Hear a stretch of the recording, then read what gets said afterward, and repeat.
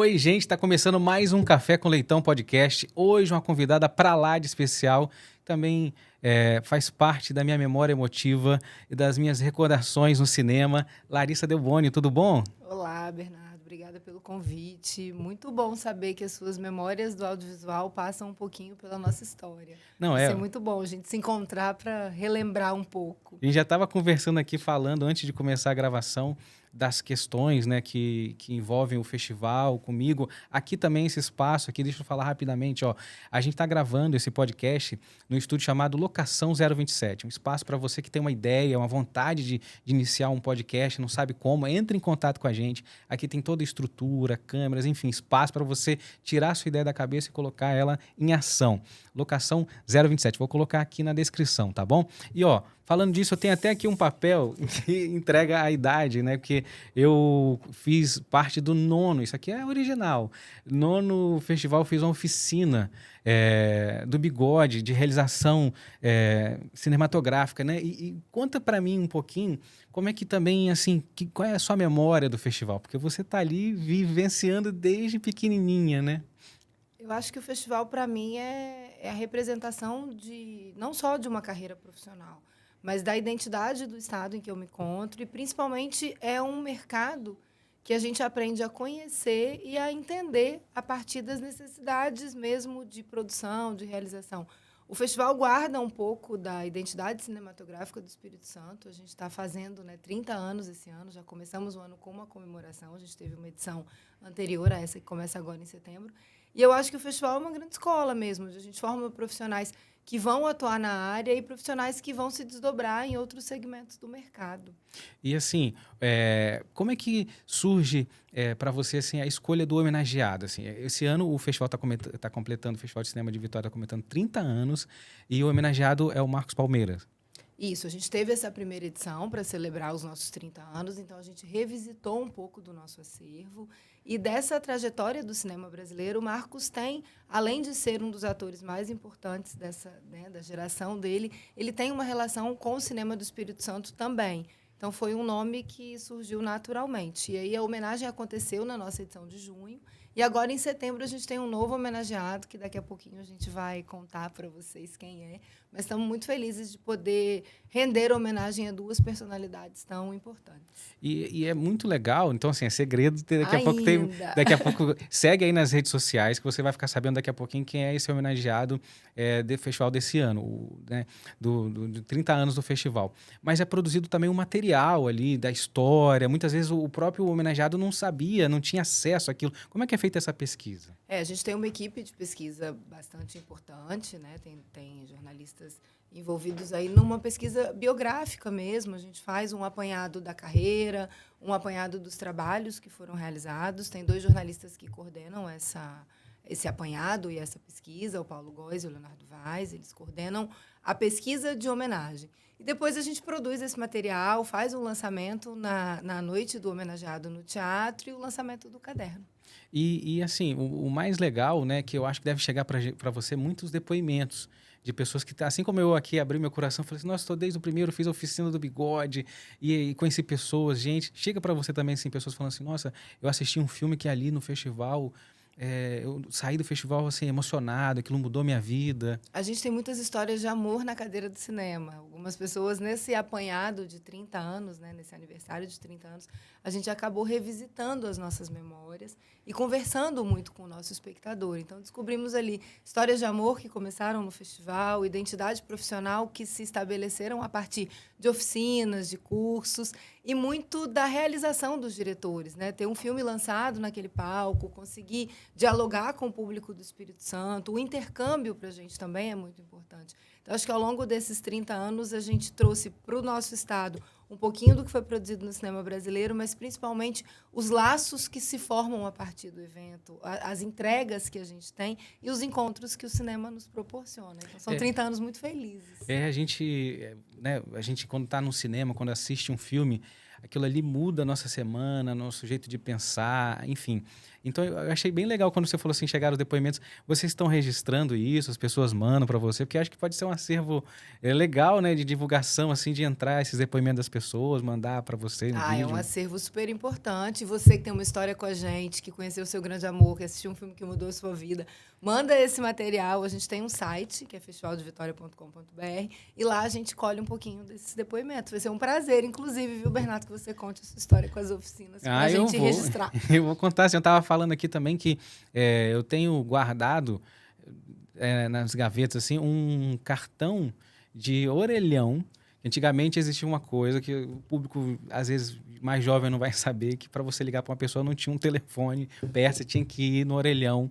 Às vezes tinha ficha, mas depois ficou moderno, tinha um cartão, e tinha um cartão com o festival ali, com imagens do festival de cinema. Então, assim, muita gente guardou essa recordação, assim, de colecionar um cartão telefônico do... Ó, e fica aí um convite, agora que Bernardo lembrou, você que tem um cartão telefônico, que tem um catálogo, faz uma foto sua e marca a gente, manda pra gente saber onde você tá e te esperar para essa edição comemorativa de 30 anos. Nessa edição de agora, diferente da edição que nós tivemos em junho, a gente tem filmes em caráter competitivo.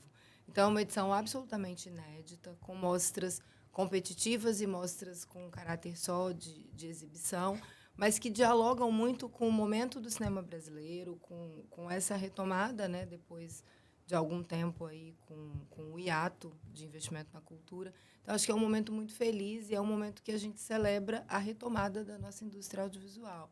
Então, acho que vão ser 30 anos muito proveitosos de se comemorar. Você falou de um período, assim, períodos bem difíceis, né? Dessa questão da cultura, da questão de entender como é feito. Muitas vezes é falado, muita gente fala muita coisa sem conhecimento, sem entender da importância da cadeia produtiva e econômica que gera o audiovisual, né? E não é só ator, não é só diretor, tem camareiro, motorista, gente, enfim, tem marceneiro, tem muita gente que trabalha. E a economia do local, né, é modificada através do cinema. E você falou uma coisa também, assim, a dificuldade também que teve na pandemia, também quando não teve. Como é que foi esse período para vocês? Acho que foi um período muito delicado. Eu não acredito quando as pessoas dizem, porque foi um período que a gente aprendeu muito. Não, foi um período onde várias pessoas morreram e a gente passou por um descaso em relação à nossa saúde e sobrevivência muito grande, sem entender a pandemia como algo que nos fez evoluir. Não, a pandemia mostrou um lado mais sombrio da nossa existência humana.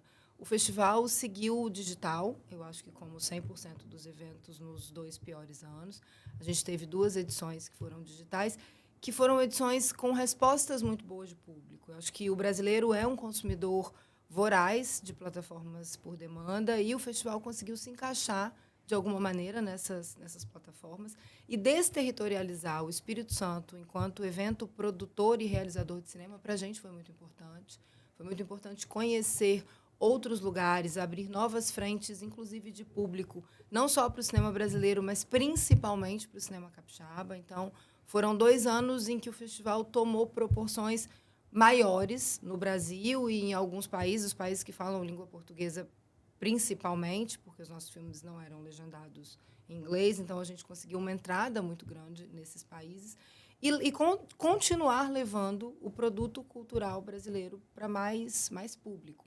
Eu acho que hoje a gente faz uma mão inversa, a gente precisa fomentar a ida ao cinema, não existe nada que se compare à experiência de uma sala escura com uma telona grande, uma história para ser descoberta ali meio que em tempo real, né? Porque quando o filme vai para o cinema, é a hora que o diretor entrega o que ele pensou, o que aquela equipe fez. Então, eu sou uma fã da experiência da sala de cinema. Eu acho que o streaming facilita muito. Ele chega em lugares onde as salas convencionais não acontecem com tanta frequência, mas a experiência de ver um filme na tela grande ela é insubstituível. Não, e o festival tem acessibilidade, é gratuito para toda a população, tem desde formação de público para as crianças, assim, e é isso. O streaming tem essa coisa, mas é uma outra forma de assistir. Às vezes a gente pausa, a gente tá vendo, mexendo no celular, tem gente falando com a gente, barulho. Agora, entrar numa sala, apagar a luz, ter aquela imersão com aquele som, com aquela tela, é uma outra forma de experimentar a arte, né? É outra experiência. Ali você entrega o seu tempo para o filme.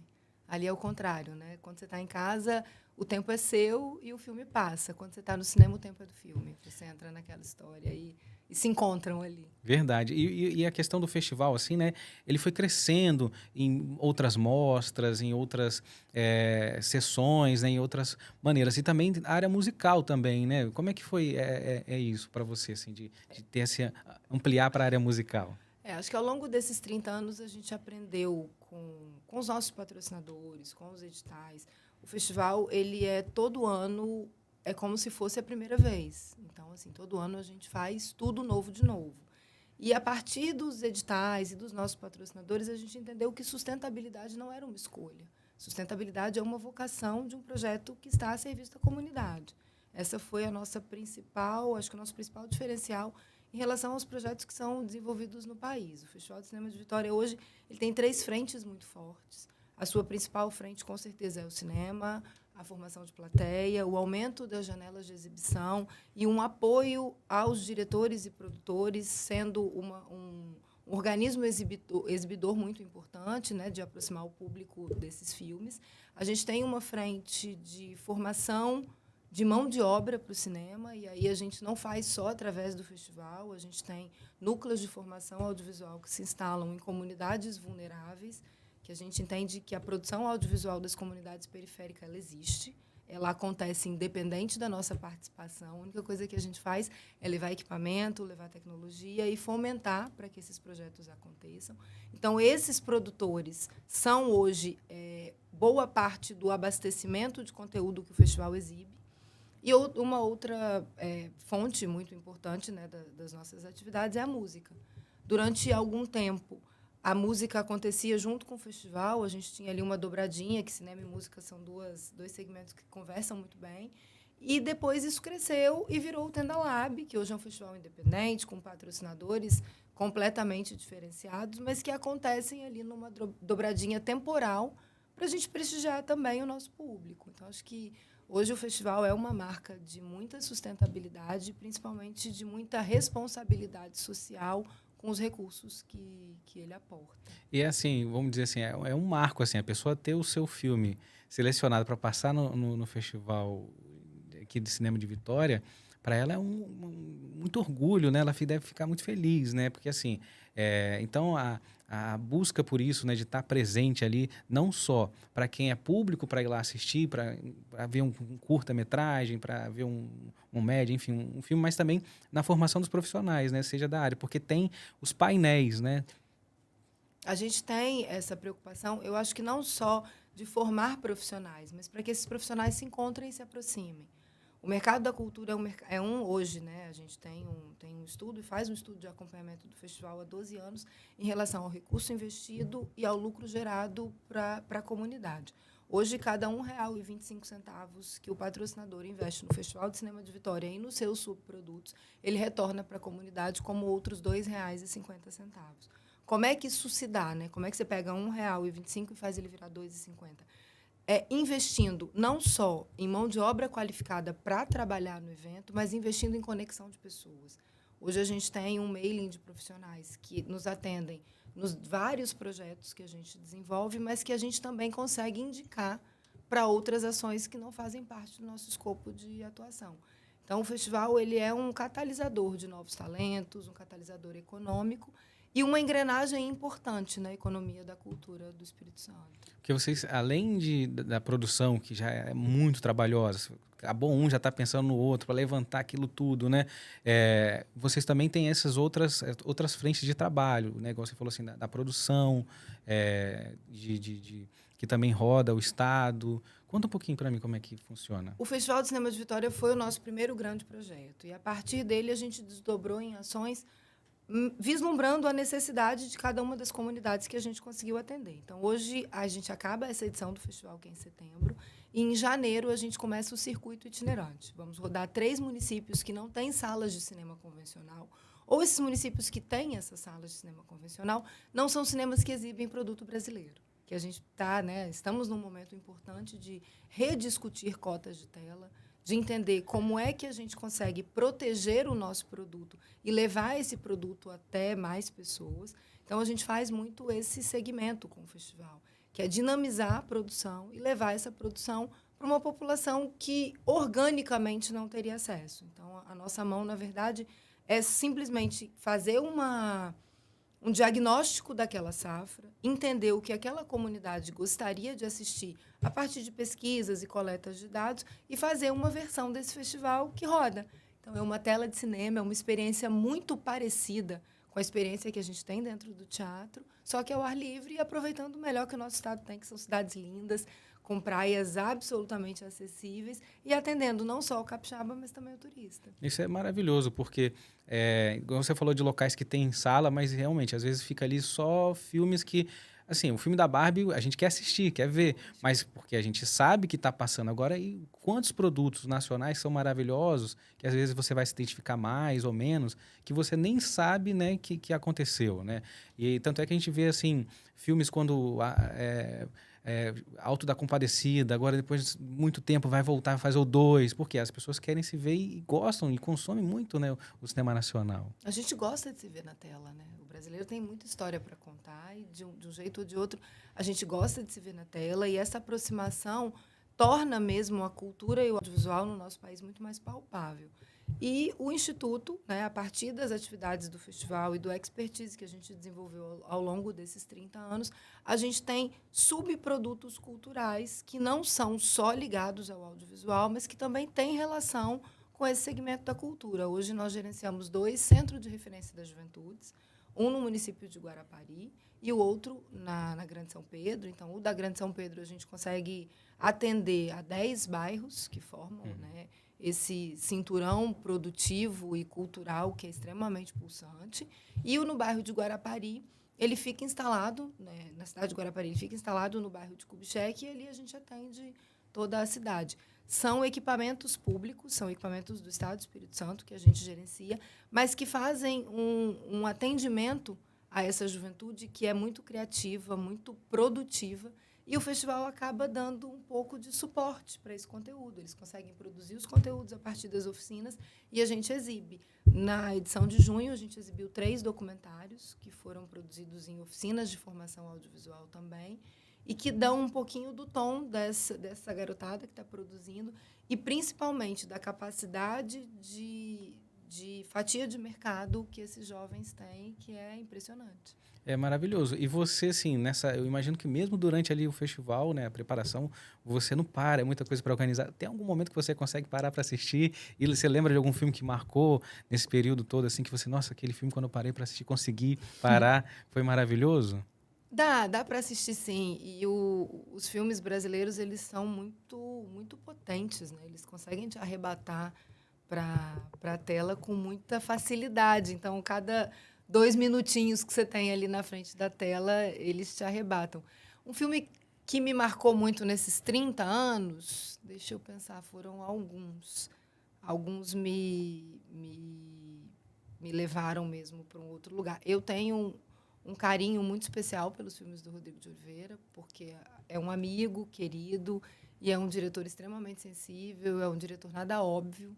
Então, eu posso te dizer que Os Primeiros Soldados foi um filme que mexeu muito comigo e foi exibido no ano passado, né, em caráter não competitivo. Ele trouxe o filme até para a gente conhecer mesmo, para lançar no Espírito Santo, porque ele foi um filme que acabou sendo lançado na pandemia, então não tinha acontecido ainda uma sessão no cinema com todo o público, e foi um filme que me impactou muito. Ele também, eu fiz teatro com ele na Fafi. Ele é uma pessoa também assim, maravilhosa, que tem essa história com o festival. Acho que ele, na exibição do filme, acho que chama Solar, né? Que ele falou assim, aqui no festival eu iniciei também, encontrei meu amor também ali. Então, assim, o festival, a gente que é daqui, de Vitória, né, que tem essa facilidade de estar ali, tem essa memórias emotivas ali presenciais com o festival. Mas aqui eu tenho também aqui um material que vocês trouxeram para a gente, chamado aqui Projeto Juventude, um almanaque. É sobre o que é isso aqui? O Juventudes é a nossa última grande realização. A culminância do projeto aconteceu no último dia 29. E o Juventudes é um projeto extremamente importante. É o primeiro, eu acho que ele é pioneiro no Brasil, é o primeiro projeto que injeta recursos financeiros diretamente na juventude produtiva do nosso estado. Nossa. Nós atendemos a 10 municípios, que são municípios que fazem parte do programa Estado Presente, e lançamos um edital com 120 foram 120 projetos contemplados em 4 categorias, e os jovens recebiam recursos para tirar os projetos do papel. Então, a gente tem nesse almanaque um diagnóstico dessa juventude e, principalmente, um diagnóstico desse projeto. Esse é um projeto que foi feito a partir da Secretaria de Estado de Direitos Humanos. É um projeto que tem um viés extremamente importante. Ele dialoga com a juventude a partir do território. Então, acho que é uma das nossas realizações que nos deixa mais felizes. Assim. Nossa, que bonito isso, porque hoje em dia a gente fala com essa formação, né, de plateia, de público, de entender a cultura e se conectar com os jovens, né, e trazer para eles assim, que tem... hoje já está assim, diminuiu o custo, mas não é tão acessível também, né, a produção. Mas hoje em dia, com um aparelho celular, você tem uma qualidade ali para produzir coisas maravilhosas, né? Então, assim, saber usar a ferramenta com a estrutura, com o fundamento, enfim, e focado nos jovens, eu acho que isso aqui é um material riquíssimo, né, para eles se verem, se enxergarem. E eu fico imaginando assim, já passou pela sua cabeça assim um festival? Eu vi uma vez assim, um festival de cinema vertical. Acho que foi um lugar que eu vi assim, porque a galera filma assim, né? E tem isso assim de se filmar. Então assim, como é que é essa coisa do digital? Porque antigamente tinha essa coisa de gravar em película e transformação. Como é que o festival ele foi entendendo essa mudança? Eu acho que a tecnologia ela aproximou a realização das pessoas. Hoje a gente tem um custo de produção que é muito menor. Você tem, né, a possibilidade com bons aparelhos de telefone. Hoje você faz realmente filmes com qualidade muito boa. Eu acho importante, mas eu acho importante também que a gente tenha um posicionamento de mercado em que a nossa produção não fique sempre atrelada ao baixo custo. Hoje a produção de baixo custo ela é importante. A produção de baixo custo ela te treina para uma grande produção, ela consegue te preparar para ter acesso aos recursos, mas se a gente quer concorrer numa fatia de mercado onde as grandes produções estão instaladas, a gente precisa começar a investir. E precisa começar a investir logo. E eu acho que é por isso que o Projeto Juventudes ele é um diferencial no Brasil inteiro. Por isso que o Espírito Santo saiu na frente. A partir do momento que você forma jovens e que o Estado leva até esses jovens a possibilidade de produzir com qualidade, tendo os seus custos ali abarcados, mesmo os custos de pequena produção, você já forma um profissional que vai disputar os editais, que vai entrar nas seleções e que vai chegar no mercado com consciência de que ele não pode precarizar o trabalho da equipe, de que ele precisa produzir um produto de qualidade e, principalmente, que a gente tem criatividade para competir. A gente precisa de incentivo. Não existe falar de produção cultural sem falar de investimento em recursos. Hoje, a cadeia produtiva do audiovisual e da cultura, ela fatura tanto quanto as farmacêuticas, mas ela não tem ainda o reconhecimento econômico como essa indústria tem. Nós não somos um mercado de faz do jeito que dá. Nós somos um mercado que precisa de investimento, estudo, para que a gente consiga atingir outras fatias. E todo mundo gasta com entretenimento, todo mundo gasta com cultura. A gente precisa só se apropriar desse segmento para que o nosso povo gaste com a gente. E entender, assim, também quem vai entrar nessa cadeia produtiva, enfim, que quando a pessoa vai fazer, não, eu vou fazer por arte, não sei o quê, mas é um negócio. Você vai emitir nota, você tem que ter prestação de contas. Então, assim, entender que mas precisa ser sustentável, né? Porque senão você fica de uma forma muito artesanal e não entendendo a geração de economia e se sustentando, né? Porque você precisa viver daquilo ali, né? Porque senão fica essa coisa. Então, o festival traz essa formação também, para os jovens também entenderem como isso pode ser uma questão financeira, como investir, como elaborar, também editais, né? Participar ou não, como é que funciona. Tem isso? Tudo passa pela questão do fomento. Tudo passa pela questão financeira. A gente precisa desmistificar a cultura nesse sentido. A gente precisa entender que você só tem um bom produto se você tiver investimento. Não existe bom produto que não teve investimento, competência e planejamento. Uma das coisas que mais me assustam é essa coisa da sustentabilidade e da continuidade. É muito complexo quando você investe na juventude, quando você tira, né, os jovens dessa barreira de que o investimento nunca chegou e isso não se sustenta. Hoje é um dos nossos maiores perigos, eu acho que uma das maiores irresponsabilidades por parte, né, da gestão pública ou por parte dos incentivadores, das empresas que patrocinam cultura, é a interrupção do programa de investimentos. Hoje, quando a gente chega numa periferia e fomenta 120 projetos de jovens, você disse ali que o Estado tem mão para alcançá-los. Se no ciclo seguinte esse projeto não acontece mais, você tem 2 problemas aí. Você tem, primeiro, uma juventude que teve o seu processo de crescimento e de conhecimento ceifado. Isso acontece o tempo todo. E o outro problema é que você impediu que esse jovem seguisse progredindo numa possibilidade de carreira.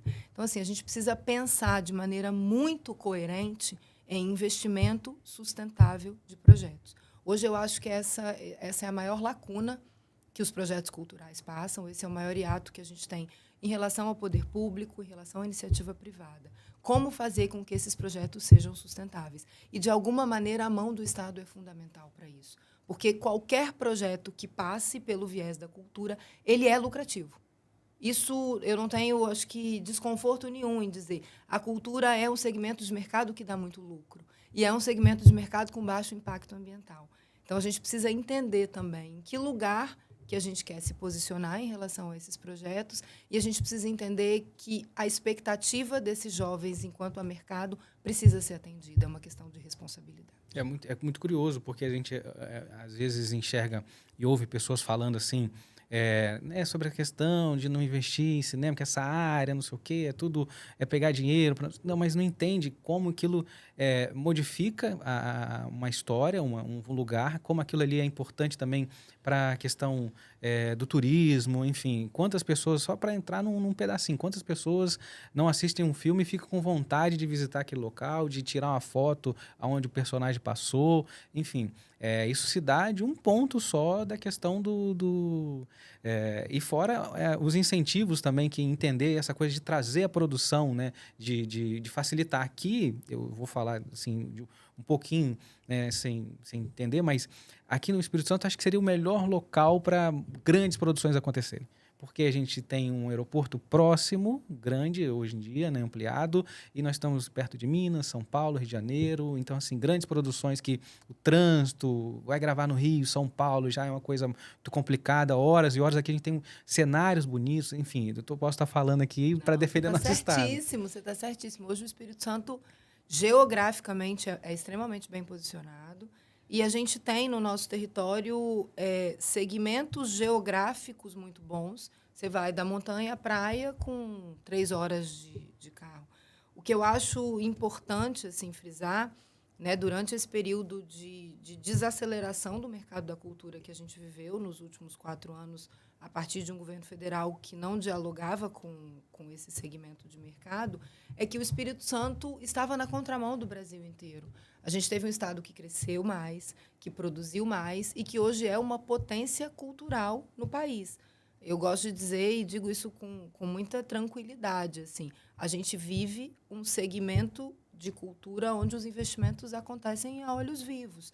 Te falo isso até pelo festival. A gente está no mesmo ano com a 2ª edição de um dos mais antigos festivais de cinema do país. A gente vai receber agora, nessa edição de setembro, mais de 250 convidados vindos do Brasil inteiro. Então, é um momento que o mercado da cultura acelera não só o nosso próprio segmento, mas a gente tem aí o segmento de turismo, as fábricas, manufatura, locação de van. É um mercado completo, autossuficiente, pouco poluente. Então, eu acho que a gente precisa, né, pontuar as nossas estratégias de mobilização comercial para que essa roda não pare, para que a gente continue tendo investimentos. Eu tenho muito orgulho dos patrocinadores que a gente tem. A gente tem patrocinadores que são muito sólidos, né? As 3 maiores empresas do país hoje estão com a gente, que é a Petrobras, o Instituto Cultural Vale e a Arcelor. Então, são empresas que nos dão a tranquilidade de dizer que o Festival de Cinema de Vitória continua existindo, crescendo e gerando lucro a partir do investimento dessas empresas. Então, para a gente é muito bom estar num estado que reconhece a cultura como um mercado em franca ascensão.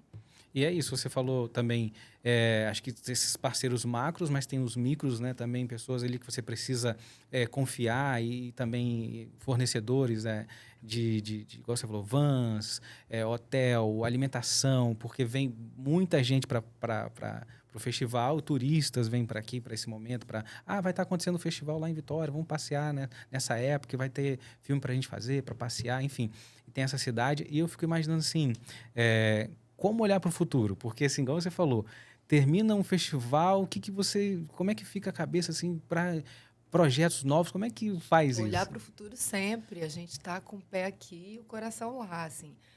Hoje o festival se desdobra em muitas atividades. A gente vai lançar agora em setembro, provavelmente, o Hub S Mais Criativo, que é o primeiro hub de criação e inovação do Estado do Espírito Santo. É uma parceria entre o Instituto Brasil de Cultura e Arte e a Secretaria de Estado da Cultura. E é um momento em que a gente volta para o Distrito Criativo do Centro. Então, a gente vai estar ali instalado onde era o antigo cartório Sarlo.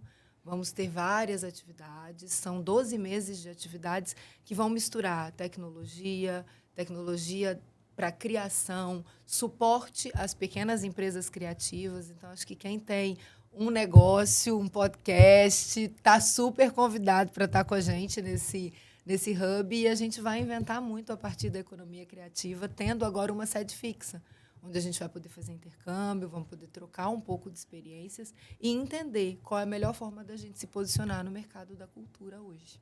Eu acho incrível, assim, convida que a gente vai, hein, aqui. Por favor, já estão convidadíssimos, Hub S Mais Criativo. E isso, assim, vocês vão divulgar também nas redes sociais, vai ter como entrar lá para conhecer, visitar? Vamos sim, a gente vai ter um evento de lançamento do Hub, essa data está afinadinha, mas provavelmente é no início da segunda quinzena de setembro, e a gente vai apresentar esse espaço, é um espaço colaborativo, a gente vai ter um café-escola, então acho que é um momento de todo mundo que lida com a economia criativa e que, de alguma maneira, faz desse mercado a sua fonte de renda, a sua fonte de inovação e de conhecimento, para estar junto com a gente. Vocês são nossos convidados, por favor. E setembro, então, assim, tá bem movimentado. A gente tem aí o festival que vai acontecer e tem esse lançamento que vai acontecer antes do festival?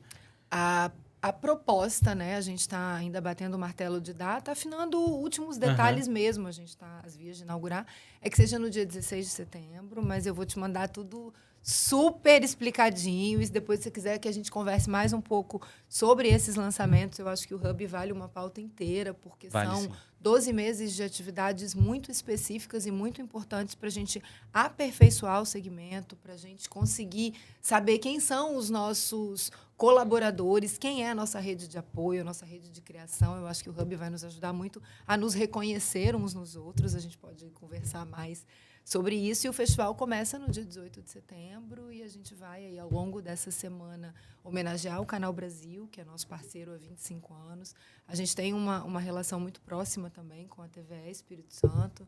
Então, eu acho que a gente vai conseguir contar um pouquinho do que esse projeto, que hoje é a nossa macroatividade, mas que se divide em microsegmentos culturais e econômicos muito importantes. Isso é maravilhoso, porque quem está assistindo e está vendo, acompanhando o que foi no festival, algum dia ou outro, assim, não tem dimensão do trabalho que é para fazer um festival e a quantidade de projetos que vocês desenvolvem, não só durante o período do festival, mas durante o ano todo, enfim, formação de público, plateia. Só para dar um depoimento, eu lembro de uma vez, né, eu vou ficar aqui muito, eu lembro daquilo, né, mas assim, quando tinha no final do último dia, às vezes vinha a banda de Congo Mirim tocando ao vivo, exibindo, assim, é uma experiência única, assim, você vê uma trilha sonora ao vivo para um curta-metragem com banda de Congo tocando ali no palco, já teve esse momento, assim. Segura essa emoção que a gente volta com esse projeto. 2023, 2024, a gente vai colocar bastante projetos que fizeram parte da nossa consciência cultural capixaba. Então, serão filmes exibidos com trilha sonora ao vivo. A gente vem aí nesses próximos 20 meses com muitos projetos importantes. Tem aqui também um material aqui que a gente também recebeu, que já é desse ano, mostrando aqui, e tem toda uma identidade visual, isso que é legal também, assim, né, que a gente fala assim, como é que é feita essa escolha, como é que é pensado, quem é o artista que faz essa identidade visual do material, do festival? A gente tem uma curadoria e uma parceria com artistas muito, muito queridos e que fazem parte do nosso convívio. Essa arte é da Júlia Paternostro, uma designer que a gente tem muito carinho, inclusive, que faz parte da nossa equipe no Hub. E a identidade visual audiovisual ela é desenvolvida a partir da demanda da segunda edição mesmo. A gente tem um número muito grande de filmes inscritos e a partir dessa necessidade de nos reinventar. É o que a gente consegue ver aqui. Ó. Cada ano é único. O do 28º tinha aqui o Porto, enfim, umas formas aqui, enfim, como se fosse o rolo do filme, viajando aqui. Mas é isso, ó, bem bonito, assim. E cada ano aqui, você vê que no 9º ano era uma coisa amarelada, tinha um olhinho ali no 9. Sempre teve essa questão da identidade visual para aquela época, para o ano daquele festival ali, né? Cada ano é único, cada identidade visual é pensada para dialogar com as necessidades dos nossos patrocinadores e para que o público se enxergue representado nessa identidade. E os locais, assim, você pode falar já quais os locais que o festival vai estar acontecendo? Porque ele movimenta a cidade toda, assim, né? Claro, a gente acontece no Centro Cultural Sesc Glória, então as nossas exibições, tanto as mostras competitivas quanto as apenas de exibição acontecem lá. A gente tem a feliz parceria com a Cinemateca Brasileira, então os filmes que foram restaurados pela Cinemateca, alguns em primeira mão, vêm para essa segunda edição do festival. Nessa 1ª de junho, a gente exibiu Limite, que é um filme que dá um start aí nas grandes produções do nosso país. Então, essa parceria para a gente é uma parceria bastante importante também. E a gente entra com as programações a partir do dia 18 no Sesc Glória. E espero todos vocês, que a gente se encontre muito no cinema. Olha, Larissa, eu quero agradecer demais a sua participação aqui no podcast. Deixar aqui, assim, ele aberto para quando tiver novidade, coisas, quiser fazer interação, pode vir aqui, pode contar com a gente aqui. Obrigada, eu estou super feliz de contar. Eu vou contar um segredo em primeira mão que eu não podia contar, mas vou contar. A gente tem o CRJ de São Pedro e esse CRJ está fazendo alguns programas para serem exibidos pela TVE. Chama São Pedro, Meu País. É um programa roteirizado, dirigido e editado por jovens do CRJ. E queria deixar o convite para você, para conhecer esse programa e para bater um papo com esses jovens, porque eles são o futuro do cinema do Espírito Santo. Eles são uma potência. Já está marcado já. Só saber assim, quando que vai lançar, para a gente poder fazer ali um barulho, poder divulgar bastante nas redes sociais. Já está feito o convite também para eles virem aqui e contar a história. Combinado, vai ser um prazer. A gente vai afinar essa relação, mas os programas estão super bonitinhos e eles têm... Hoje a gente tem a implementação mesmo de um segmento de cinema, de um núcleo audiovisual dentro de São Pedro e os meninos estão produzindo coisas incríveis, assim, vale a pena ficar de olho nessa galera. Não, e além de poder conhecer, trocar uma ideia com eles, entender o que eles estão fazendo, o que eles estão pensando, né? Pra gente poder ter essa troca de energia e de criatividade, porque o jovem está sempre antenado em coisas, em linguagens, como que a gente pode conversar, entender o que eles estão enxergando do mundo, né? Para onde está caminhando, para fazer essa construção, para não ficar só uma coisa assim, de cima para baixo, só a gestão pública que decide o que vocês vão fazer. Não, tem que ouvir, tem que ser uma coisa mais horizontal ali. Nas nossas construções com eles, é tudo muito debatido e eles estão muito na nossa frente, assim, eles estão realmente muito na nossa frente, eles têm ideias incríveis e a nossa única obrigação e trabalho é garantir que eles consigam produzir e que eles continuem produzindo. Olha, eu estou muito feliz, numa data tão especial, 30 anos do Festival de Cinema de Vitória, que venha mais e mais e mais esse festival que é assim, é o mais charmoso, é o mais antigo, é o mais também bonito. Acho. Dos capixabas, que a gente possa lá. E também que deixar o microfone aberto para você fazer o convite, fica à vontade aí para agradecer. Primeiro, obrigada, foi um prazer estar aqui, queria muito vir há muito tempo, a gente tem uma sinergia muito bacana e eu acho que saber que você esteve numa oficina do festival em 2002, para a gente é uma sensação muito grande de dever cumprido e de que o audiovisual movimenta, sim, um mercado importantíssimo, movimenta ideias e pessoas. Queria deixar o convite para vocês acompanharem com a gente a 30ª Mostra Competitiva do Festival de Cinema de Vitória.